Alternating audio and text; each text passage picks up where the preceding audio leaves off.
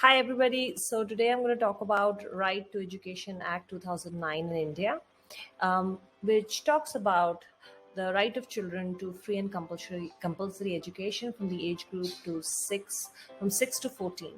It also makes that it's their fundamental right in India. So let's look at what has changed, what changed after this for teachers, parents, schools, and government, so all stakeholders. So for teachers, they were asked to be trained, and if they weren't, they could lose their job. They were given 5 years for that. It also talked about very specific teacher students ratio and the number of working days, number of hours, etc. For the parents, it meant that it was duty of the parents to admit the child to the school. For schools, it asked for the quality improvement in the quality of education, anxiety-free, stress-free environment, holistic approach.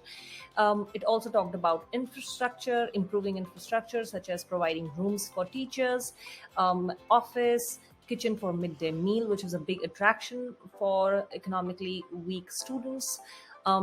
Playground, drinking water, toilets for boys and girls, a big reason for girls to drop out, library, etc. But the biggest one was the 25% reservation for economically disadvantaged communities in all private schools, which were not aided by government.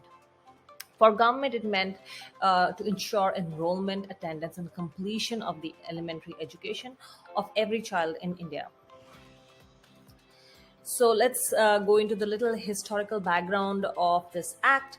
It was part of Indian Constitution during the independence time, which was in 1947. However, it was not enforceable in nature, so it didn't have that strength.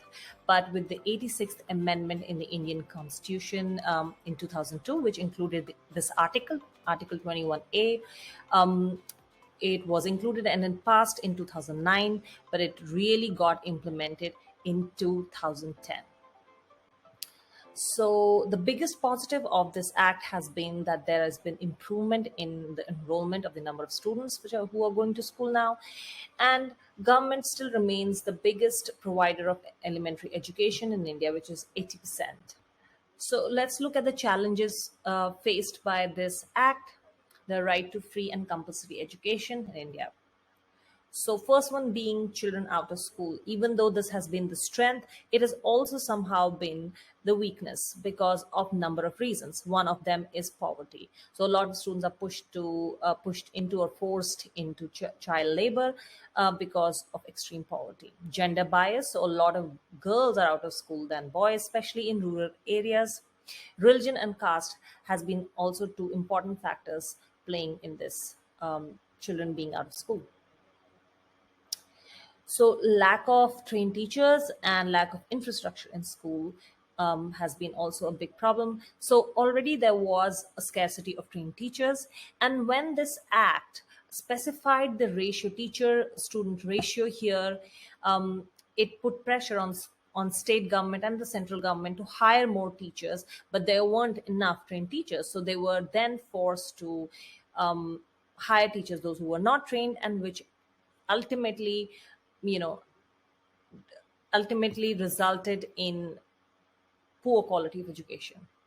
Again, the physical infrastructure of schools, now we're talking about really basic. There are not enough rooms, there are not enough furniture, no blackboards and things like that in schools. Now you have to understand that the most of the Indian population still lives in villages. 70% of Indian population is rural, and these are remote areas where the funds do not reach or not enough.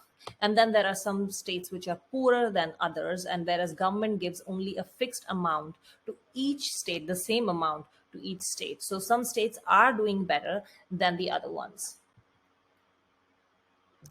Now, this 25% reservation private school sounds really good on paper, but in terms when it came to implementation, the schools constantly violated this act. And one of the reasons they say is the lack or absence of any regulatory body to keep check on teachers and administrators and schools.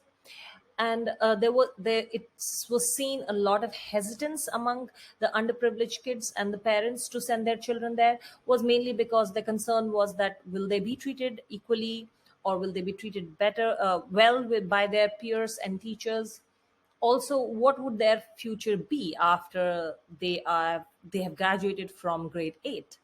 How will they cope with all those changes? Now, some other criticisms on this one has been the non-inclusive nature of this act. There's nothing for orphans. There's nothing for special needs students here. The age group, the selection of age group has also been questioned.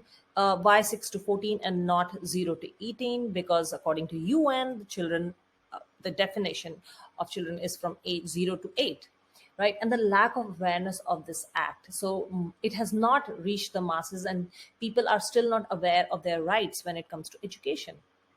The other one is the no detention policy, which has been specified in this act, which basically aimed at giving a holistic and anxiety free, stress free environment to students to learn, but it has resulted in low motivation and no consequences. Now, with this act, even though numbers have gone up, enrollment numbers have gone up, it doesn't really guarantee or promises quality of education. It only guarantees admissions. So here are some of the numbers. So the report, after the report came out, it in 2014, it showed the number of areas where our students lacked. And these are some numbers if you want to have a look.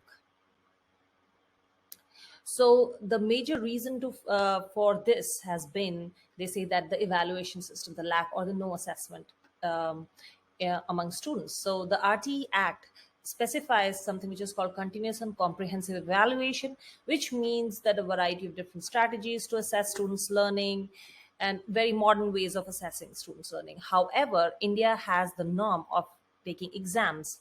And these teachers, those who are untrained, do not have the capacity or the competence to carry out these assessments, or they don't have the understanding of it. So in the end, this has contributed to a very poor quality of education and results. So I hope this has helped. This is the end of my presentation, and this is my bibliography. I hope you enjoyed it. Thank you.